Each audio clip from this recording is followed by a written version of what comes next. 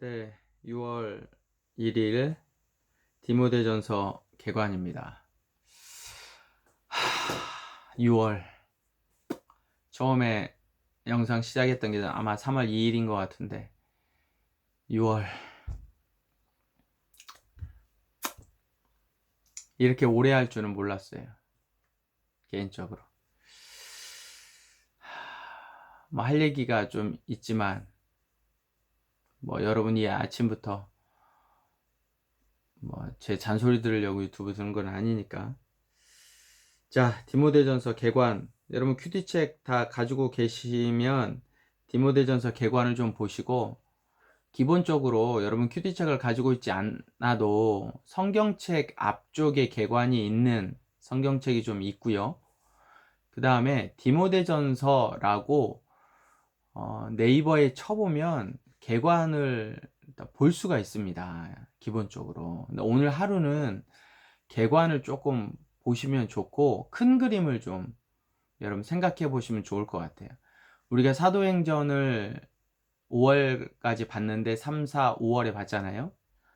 사도행전은 상당히 사도 바울의 젊었을 때 모습이에요. 그러니까 이제 아직 중년이 되기 전에 사도 바울의 젊었을 때, 그리고 그래도 힘이 있을 때 이야기거든요. 그래서 사도행전은 아주 진행도 빠르고 열정적이에요. 그런데 디모데 전서와 디모데 후서는 그의 말년의 사역이고요. 디모데 전서 같은 경우에는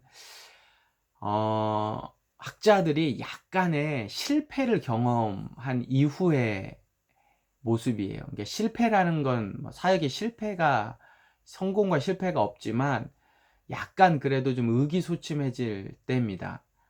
이제 뒤에 가서 제가 약간 설명을 좀 개관을 하겠지만, 사도 바울이 로마와 서바나에서, 스페인에서의 복음 전도 선교가 그렇게 썩 사도 바울의 마음에 들지가 않았어요. 그리고 나서 이후에 이제 다시 마게도니아와 에베소에 도착한 다음에 쓴 게 이제 디모데 전서고, 디모데 후서는 거의 사도 바울의 노년에, 말년에 감옥에 갇혀서 쓴 설교예요. 1차 감옥에 갇혔을 때, 옥중에서 가택연금 받을 때와 2차 감옥에 갇혔을 때의 사도 바울의 상태는 매우 다릅니다.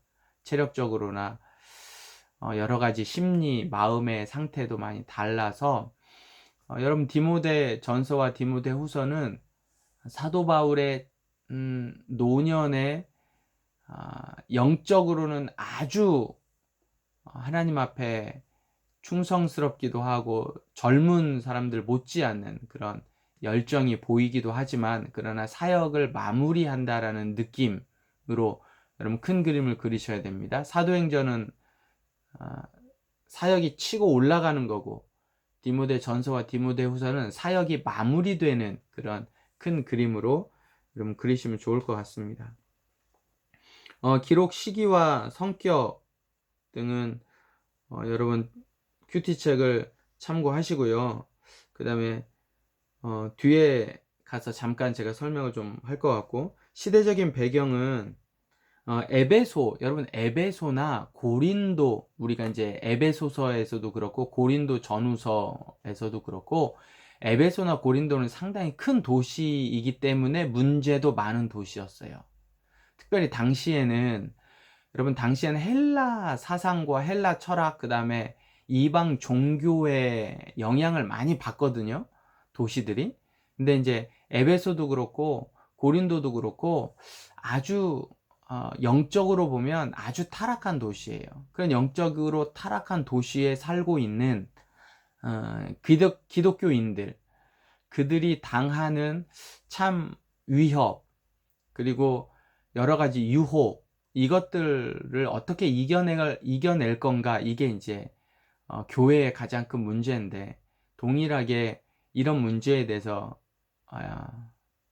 어디냐 지금 우리 하고 있는 게, 디모데 전서에서도 동일하게 이제 이야기를 하고 있는데, 에베소서나 고린도 전후서 같은 경우에는 교회에 보내는 편지라고 하면, 디모데 전서는 디모데에게 주로 보내는 거거든요. 물론 디모데가 사역하고 있는 에베소 교회 교인들에게도 보내는 거이기도 하지만 회람 형식으로 보냈다면, 근데 이제 주로 1차 독자가 디모데니까 디모데의 관점 속에, 특별히 디모데가 에베소에서 사역하고 있었기 때문에 목회자에게, 오늘날로 이야기하면 우리 순장들에게, 리더들에게 보내는 개인적인 서신의 성격이 좀 강해요. 그래서 그런 성격으로 에베소나 고린도 전서가 좀 다르다라는 생각들을 하시면 좋을 것 같고, 기록 목적도 마찬가지입니다.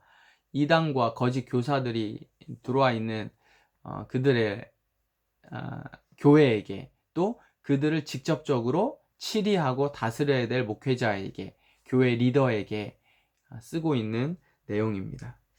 개관 전체 이제 디테일한 서론, 본론, 결론들은 오늘 이후부터 큐티를 해 가면서 제가 반복적으로 또 강의를 좀 하도록 하겠습니다. 오늘 큰 그림을 좀 그려볼 제가 준비한 거는, 여러분 설명에 이제 우선 들어보시고 제가 큐티 설명에 좀 붙여 놓겠습니다. 참고하시면 됩니다. 자, 사도 바울이 57년에 예루살렘에 도착을 했어요. 그게 사도행전 21장이에요. 57년에 예루살렘에 도착을 했단 말이에요. 그런데 도착하기 전에 3차 전도 여행을 마무리할 즈음에 고린도에서 곧 로마 교인들에게 로마서를 써서 보냅니다. 이게 대략 바울이 예루살렘에 도착하기 얼마 전이에요. 한두 달 전입니다. 이때 사도 바울이 로마 교회에 로마서를 써서 보내요. 곧 내가 로마에 가겠다. 당시에 그 마게도니아 아가야 지방에서 구제 헌금을 모아서 그 헌금을 예루살렘에 전달하고 나서 내가 로마로 가겠다라는 편지를 써서 보냅니다. 아굴라와 브리스길라가 그걸 가지고 로마에 도착을 하겠죠. 그러니까 로마서가 로마에 도착할 때와 사도 바울이 3차 전도여행을 마치고 예루살렘에 도착할 때가 비슷해요. 그리고 바로 사도 바울은 로마로 가려고 했어요. 그런데 문제가 생기죠. 그래서 사도 바울이 57년경에 예루살렘에서 잡힙니다. 그리고 가이사랴 감옥에 이제 투옥이 되죠. 그때가 유대 총독이 벨릭스일 때예요. 근데 벨릭스가 한 2년 정도 바울을 끕니다, 재판을. 왜냐하면 유대인들 때문에 그래요. 그러니까 죄가 없음에도 불구하고 바로 석방을 못 해줘요. 유대인들의 눈치를 보기 때문에. 그 다음에 총독이 우리가 알고 있는 베스도잖아요. 근데 그 베스도도 한 1년 동안 똑같은 이유로 시간을 끌어요. 벨릭스처럼. 그래서 사도 바울이 전혀 예상하지 못했던 3년의 시간을 가이사랴 감옥에서 이제 투옥이 돼서 재판을 받게 됩니다. 근데 이제 사도 바울의 입장에서 너무 답답하니까, 이게 유대인들 때문에 총독들이 자기를 석방을 안 해주니까 로마 시민권자였던 사도 바울이 내가 그러면 황제에게, 가이사에게 재판을 받아야겠다라고 결정을 합니다. 그게 대략 한 59년 말이나 60년 정도 돼요. 그래서 60년에 로마로 재판을 받으러 갑니다. 그게 사도행전 27장이죠. 이제 그 27장 한 60년, 한 여름 정도에 이제 출발을 해요. 그런데 우리가 알고 있는 것처럼 유로글로 광풍 이렇게 해서 시간이 많이 가죠. 겨울을 또 그냥 보내게 되고 항해를 못 하니까. 그래서 61년 늦봄에 로마에 도착을 합니다. 근데 로마에 도착해서 가택연금을 받죠. 그리고 로마에서도 2년 정도 재판을 받습니다. 2년. 이때 쓴 성경이 이제 옥중서신이라고 해서 에베소서, 빌립보서, 빌레몬서, 골로새서, 요게 원래 이제 골로새서가 앞에겠죠. 골로새서, 빌레몬서, 이렇게 4권의 1차 옥중서신을 써서 보냅니다. 이게 61년에서 63년이에요. 그리고 63년에 로마에서 석방이 됩니다. 그리고 63년부터 대략 한 1년 정도 로마에서 선교를 하고요. 그 다음에 스페인으로 넘어갑니다. 스페인으로. 스페인 선교가 사도 바울의 가장 꿈이었으니까 스페인으로 넘어가요. 근데 이게 잘 된 것 같지가 않아요. 1차, 2차, 3차 선교 여행처럼 잘 된 것 같지가 않아. 왜냐하면 여기에 대한 내용이 없어요. 사실 만약에 이게 잘 됐다라고 하면 사도 바울이 이 내용을 썼을 텐데, 그리고 누가도 마찬가지겠죠. 이때 누가가 같이 있지 않았을까? 누가는 끝까지 같이 있었으니까. 근데 누가도 기록을 남겨놓지를 않아요. 그리고 당시에 이 성경이랄지 여러 외경에서도 별로 그렇게 내용이 많지가 않아요. 이걸로 볼 때 학자들이 무슨 생각을 하냐면, 그렇게 잘 사도 바울이 생각했던 것처럼 썩 잘 안 됐나 보다라는 생각을 하게 돼요.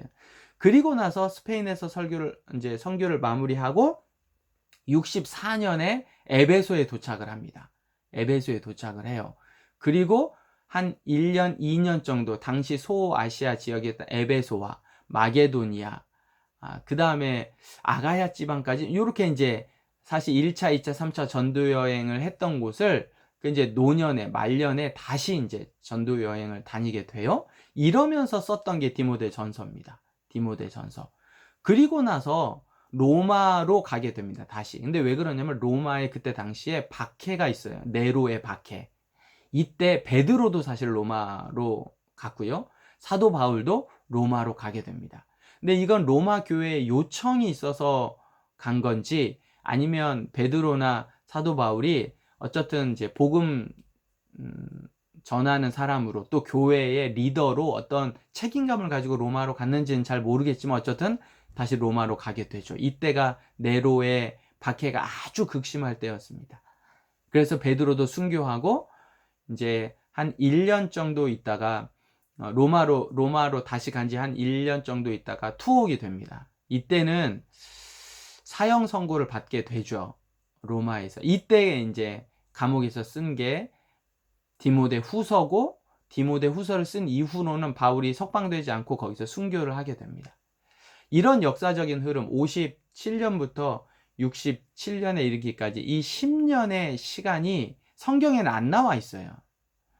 그러니까 이제 사도행전 28장은 대략 한 60년경 로마에 도착한 이후, 로마에 도착할 때거든요. 60년. 60년 이후에 사도 바울이 죽을 때까지는 내러티브 상으로는 이 기록이 되어져 있지 않고 디모데 전서, 디모데 후서, 그 다음에 옥중서신 몇 개를 이렇게 통해 가지고 우리가 이 시간들을 좀 유추해 볼 수 있습니다.